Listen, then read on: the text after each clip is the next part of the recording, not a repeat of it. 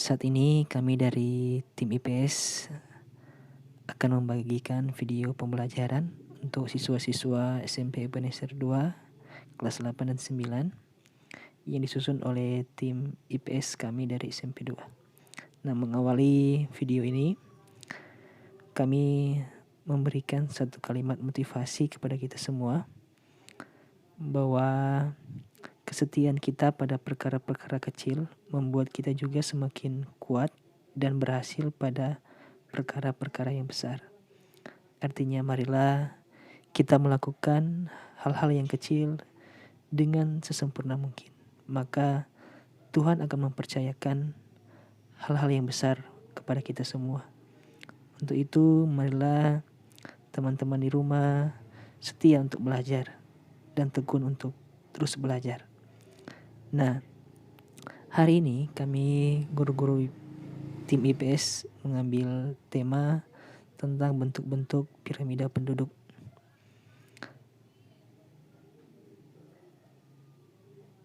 Nah, menurut teman-teman,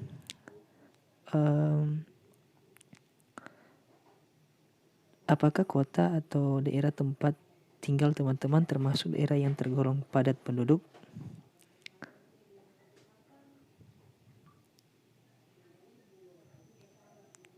Nah, mungkin teman-teman masih bingung dengan pertanyaan ini.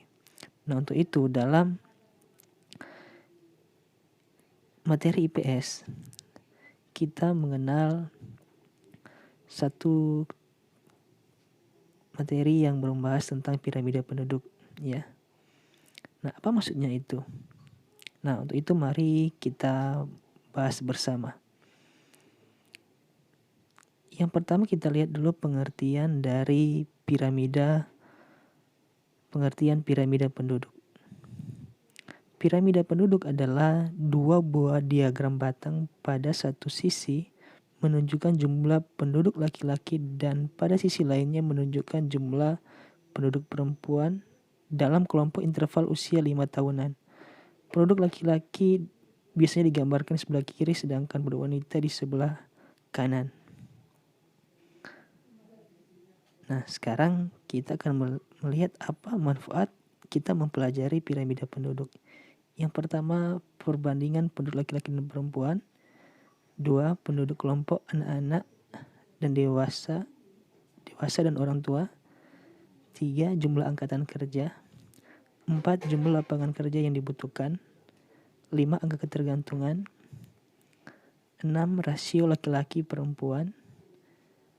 7, kebutuhan sarana prasarana pendidikan.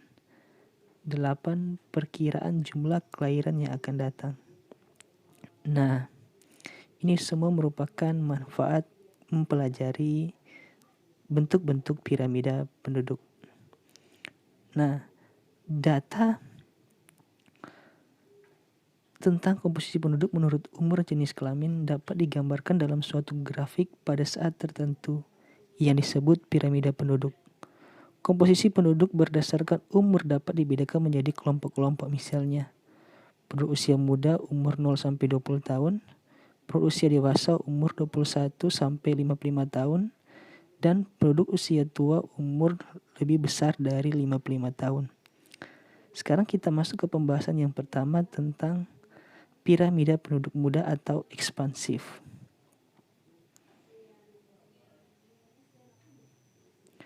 Piramida penduduk muda menggambarkan kondisi penduduk yang sedang tumbuh dengan ditandai oleh tingkat kelahiran yang tinggi, sehingga penduduk usia muda lebih besar daripada penduduk usia tua. Piramida penduduk muda memiliki ciri-ciri. Pertama, sebagian besar berada pada kelompok penduduk muda. Kedua, kelompok usia tua jumlahnya sedikit. 3, tingkat kelahiran bayi tinggi. Dan keempat, pertumbuhan penduduk tinggi. Nah, pada piramida penduduk tersebut, sebagian besar jumlah penduduk ada di usia di bawah 20 tahun. Piramida penduduk muda juga disebut piramida kerucut karena bentuknya yang menyerupai kerucut. Di bawahnya lebih lebar dibandingkan bagian puncaknya. Contoh negara dengan piramida penduduk muda adalah Indonesia dan Cina. Nah, sekarang piramida penduduk dewasa. Piramida penduduk dewasa menggambarkan komposisi penduduk usia muda seimbang dengan komposisi penduduk usia tua, di mana jumlah penduduknya dalam keadaan tetap atau seimbang. Oleh karena itu, bentuk piramida ini disebut juga piramida penduduk tetap atau stasioner.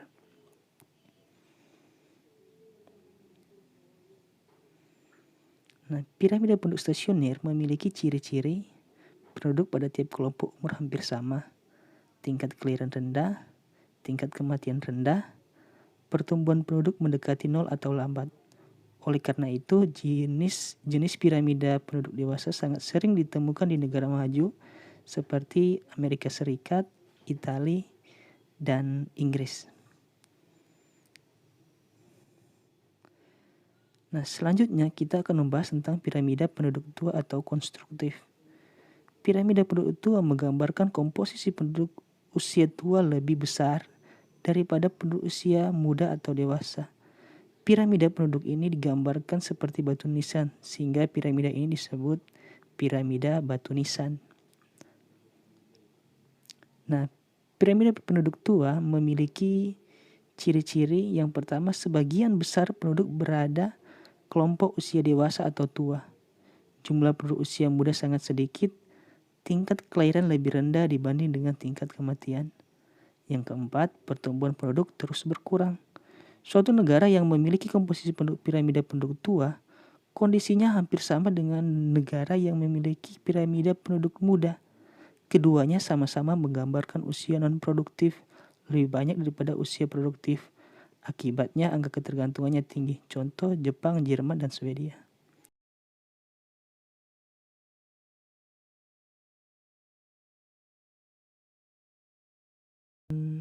Contoh dari bentuk-bentuk piramida penduduk.